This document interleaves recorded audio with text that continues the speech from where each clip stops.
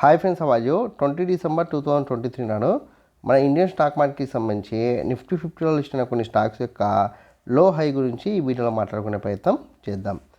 First Adani enterprises విషయాన్ని పరిశీలిస్తే high వచ్చేసి 2990 గాను, లో వచ్చేసి 2900 గాను నమోదు కావడానికి ఛాన్స్ ఉంది. దాని తర్వాత అదానీ పోర్ట్స్ విషయాన్ని పరిశీలిస్తే హై వచ్చేసి 1100 గాను, లో వచ్చేసి 1060 గాను నమోదు కావడానికి ఛాన్స్ ఉంది. దాని తర్వాత యాక్సిస్ బ్యాంక్ హై వచ్చేసి 1140 గాను, లో వచ్చేసి 1105 గాను నమోదు కావడానికి ఛాన్స్ ఉంది.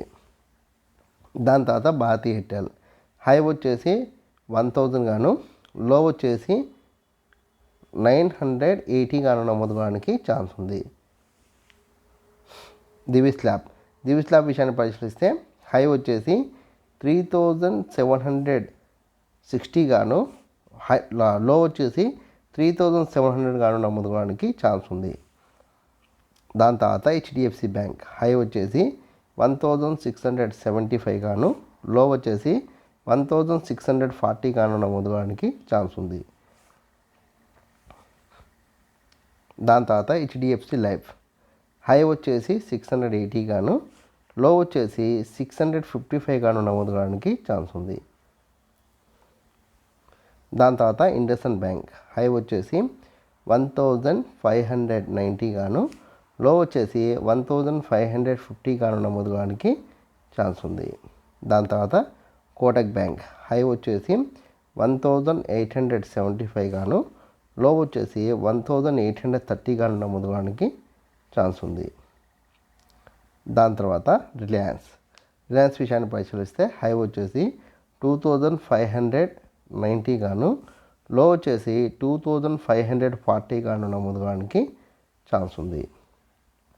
దాని తర్వాత సన్ ఫార్మా హై వచ్చేసి 1260 గాను, లో వచ్చేసి 1230 గాను నమోదు కావడానికి ఛాన్స్ ఉంది. దాని తర్వాత యూపీఎల్ విషయాన్ని పరిశీలిస్తే హై వచ్చేసి 610 గాను, లో వచ్చేసి 590 గాను నమోదు కావడానికి ఛాన్స్ ఉంది.